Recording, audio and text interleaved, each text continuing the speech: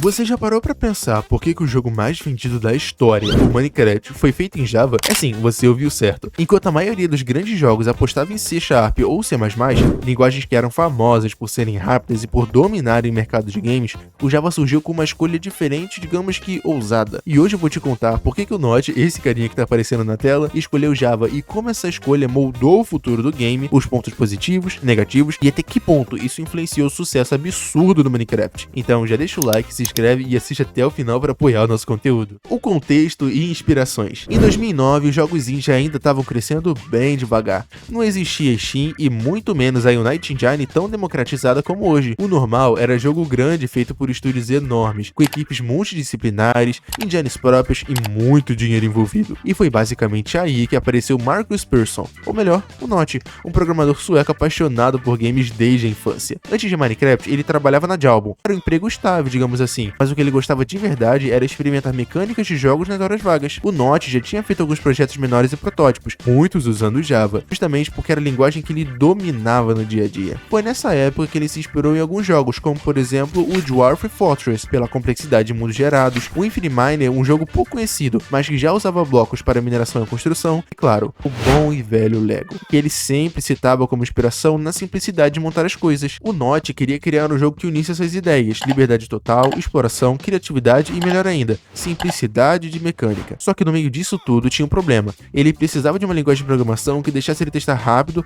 prototipar em dias e, principalmente, chegar até as mãos das pessoas sem aquela dor de cabeça toda. E é justamente aí que ele escolheu o Java. O motivo.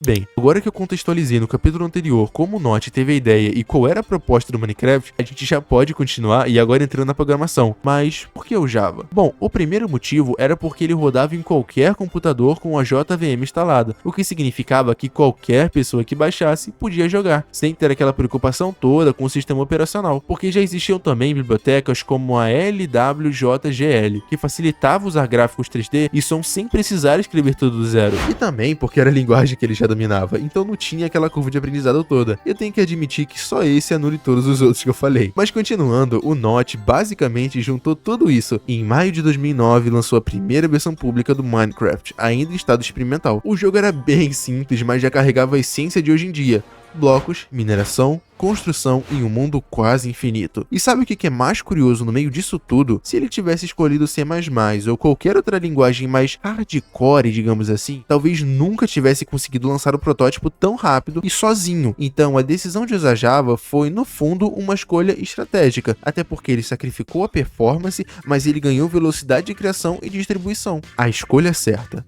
Bem, como você viu no capítulo anterior, eu falei sobre algumas das vantagens e do porquê o Notch ter escolhido Java como linguagem de programação, mas não foi só por causa da JVM que ele dominava, e sim por vários outros fatores, como por exemplo a portabilidade universal. Desde o início, o Minecraft rodava em Windows, Mac e Linux, praticamente sem esforço extra. Isso deu oportunidade de uma base de jogadores muito maior do que se tivesse sido feito só para uma plataforma. Ferramentas prontas. Além disso tudo aí, o Java tinha bibliotecas como a Lightweight Java Game Library, que simplificava muito o trabalho do Notch. Por exemplo, ele tinha o OpenGL, o OpenAL e os controles. Você conseguiu entender um pouco? Em resumo, o Notch não precisou escrever tudo do zero. Ele já usou essas ferramentas prontas para poder criar gráficos, sons e controles de forma rápida, se concentrando mais na jogabilidade e na criatividade do jogo. Se hoje em dia eu fosse fazer uma analogia com isso tudo, eu diria que é basicamente um framework, mas calma que esse não era só um dos problemas. Tinha também o fato da produtividade. Comparado a C++, o Java era mais amigável ou quase isso, já que tinha gerenciamento de memória automático, garbage collector, síntese mais limpa e menos chance de bug catastrófico que ajudaram o Notch a manter o foco na jogabilidade em vez de se empreender com ponteiros e leaks, comunidade e mods. Talvez o ponto mais importante por ser Java é que qualquer dev curioso podia abrir o código, modificar e criar expansões,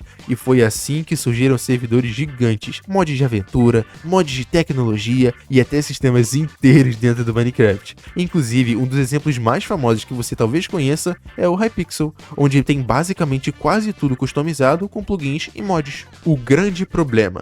Mas nem tudo na vida são flores, quem me dera se fosse. O Java não é exatamente a linguagem perfeita para jogos, principalmente para um jogo que cresceu tanto quanto Minecraft. Lá no começo ninguém ligava muito, o jogo era simples, com gráficos e blocos e animações básicas, mas à medida que Minecraft foi ficando mais complexo e a base de jogadores foi crescendo, os limites do Java começaram a aparecer. Performance e o famoso lag. Diferente de C ou C++, que compilam direto para instruções que o processador entende, o Java roda dentro de uma máquina virtual, a Java Virtual Machine. Isso cria uma camada extra entre o código e o hardware, e o resultado? Mais consumo de CPU, mais uso de memória e aquela sensação de que o jogo sempre estava mais pesado do que deveria. Se você não sabe, era bem comum ver jogadores reclamando: como que um jogo quadrado trava no meu PC gamer? Consumo de memória exagerado. Tinha também a questão do gerenciamento de memória automática do Java, que por mais que fosse um alívio para nós como desenvolvedor, porque evitava vazamentos de memória, para os jogadores isso tinha um preço. Travadas repentinas quando o coletor rodava, consumo altíssimo de RAM mesmo em tarefas simples, PCs medianos ficavam de joelho rodando o jogo em mapas grandes ou com muitos mobs. Compatibilidade de sistemas. A portabilidade era uma vantagem, mas também virou um problema. A JVM não se comportava igual todos os outros sistemas. Algumas versões de Linux rodavam mal, Mac sofriam com drivers gráficos, e no Windows cada atualização do Java podia causar novos bugs. E como a engine no jogo foi crescendo em cima do código do Java improvisado, o Minecraft acumulou uma reputação de jogo instável. Chunks que não carregavam, FPS caindo do nada, mundos corrompidos por erros de memória e, claro, a tela preta da morte quando o Java simplesmente travava. Algumas curiosidades sobre Java no Minecraft. E como eu tinha falado que ia ter curiosidades, aqui vão algumas curiosidades e fun facts que você provavelmente não pararia para pensar sobre. LWJGL foi o motor invisível. Sem essa biblioteca, talvez Minecraft nunca tivesse gráficos 3D minimamente jogáveis em Java. Ela dava acesso a OpenGL, OpenAL e outros recursos essenciais, permitindo que um jogo indie rodasse em qualquer computador com performance aceitável. O Java abriu portas para o ensino. Muitas escolas começaram a usar Minecraft como ferramenta educativa justamente porque podiam integrar mods em Java. Isso permitiu ensinar programação, lógica e até matemática de forma prática e divertida. Inclusive, se você parar pra ver, tem até vídeo aqui no YouTube de gente ensinando física, química com Minecraft, acredite se quiser. O jogo viralizou em fóruns de devs. Nos primeiros meses, grande parte da divulgação do Minecraft foi feita em comunidade de programadores curiosos. Eles testavam código, criavam mods e compartilhavam experiências, ajudando a criar uma base sólida de fãs técnicos desde o início. E é justamente essa mistura de escolhas inteligentes, limitações e a criatividade que falei que fez o Minecraft se tornar o que é hoje. Em resumo, o Java deu ao Notch a liberdade de criar rápido, permitiu que a comunidade se desenvolvesse de uma forma única e ainda gerou todo um ecossistema de mods, servidores e experiências que ninguém poderia prever. Quando você entra em um mundo gigante, constrói sua própria cidade ou se aventura em servidores cheios de mod, tá basicamente vivenciando o resultado de decisões tomadas lá em 2009, lá no quarto de um desenvolvedor sueco que escolheu uma linguagem mais prática em vez de mais rápida. No fim das contas, não é só sobre blocos, monstros ou pixies, é sobre como a linguagem, uma ideia e uma comunidade podem transformar algo simples em um fenômeno global. E assim encerra esse vídeo. Se você chegou até aqui, comenta aí Minecraft. Até a próxima.